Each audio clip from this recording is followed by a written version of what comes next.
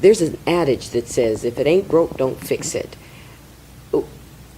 What could be done in our city to make it run better? I'll just say that and let you fill in the blanks. Not that I'm knocking down anything or what needs to be repaired, restored. What can we do to make it better? Well, I think the first thing, we have to restore a level of respect. Respect between the mayor's office and city employees, particularly our police department. Respect between the mayor's office and citizens.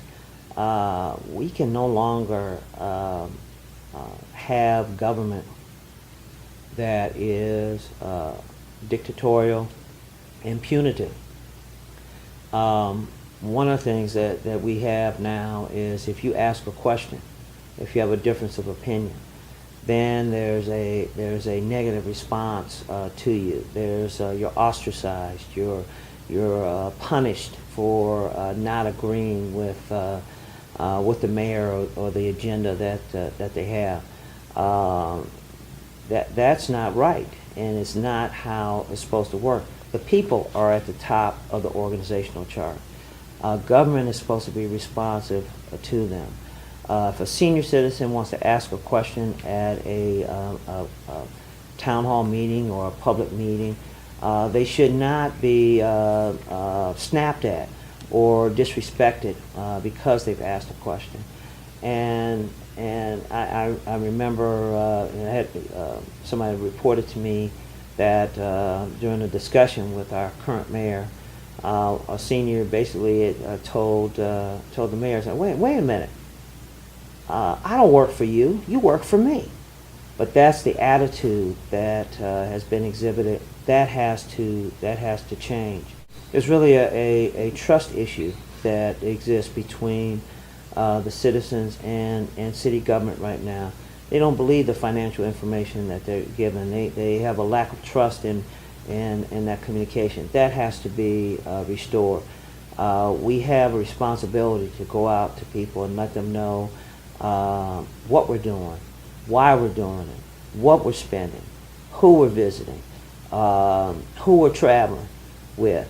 All those things should be public, should be disclosed, and so that citizens can make a judgment as to whether or not their tax dollars are being wisely spent. And they should be given the opportunity to direct and set priorities for where their tax money should go. You're out there, you're conducting town hall meetings. I know that you want to see the resurrection of block clubs. In other words, you're trying to empower people in neighborhoods to become involved in the process. This is critical. This is where you get the best information when you allow people to really help govern themselves. When you allow them to be a part of the process, when you have a level of understanding of what's going on, then they can buy into the solutions and different things. And then they're prepared. And in tough economic times, we all have to be prepared to make sacrifices and decide what we're going to do and what we're not going to do, what we're going to change and what we're not going to change. All those things. People have to be a part of that process. This is it's a representative democracy. Ultimately, we have the responsibility as leaders to make the decisions. But those decisions should not be made in a vacuum, and they should not be made without input from the residents. You alluded to this, not alluded to it, you made a comment that someone you ran into before said, I don't work for you, you work for me. Oftentimes, professional politicians, if I can use that without being incendiary, politicians who've been in office for a very long time are not following the will and wishes of their constituents. They've gotten to the place now, I own this job. Yeah. This is what I'm going to do, what I think I need to do. And I'm hearing you say that you don't want to be that kind of politician. And I sometimes people come down to council, and their eyes would be real big. They'll walk in, and I look around. I said, well, come on in. You know, this is your house. This belongs to you. Go on over there and sit in the chair. Well, that's your chair. No, that's not my chair. I'm a temporary custodian. of that chair. I'm a caretaker. I'm supposed to take care of that chair for a specific period of time. But that's your chair. You go over and sit in it. And you have to keep yourself aware, stay humble, and understand where the authority and power comes from.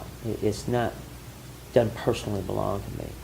I am a steward of that power and that authority. That authority rests with the residents of Akron, and the power is God's power. So that's how you have to function. And as long as you stay and keep that in mind, and don't let your ego get in the way. And I stay in prayer about that all the time, because the same power, authority that can be used for good, it can be used for evil. It can be used to help people. It can be used to hurt people.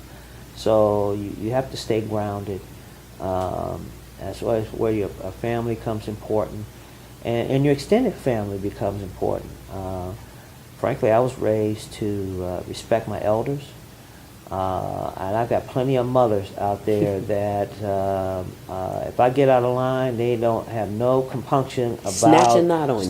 snatching me right on up, and they have permission to do that. That's an important part of the hierarchy and where you're supposed to fit. The title, really titles and authority are meaningless unless you have permission from people to really use that authority.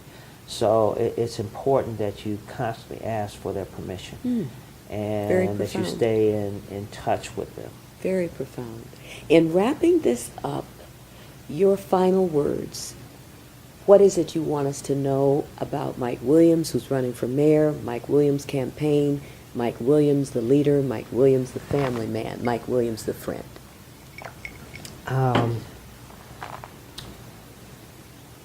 We're just regular folks. We have gifts that we've been blessed to be able to use. We've had the opportunity and the blessing to be in a position to use those gifts. I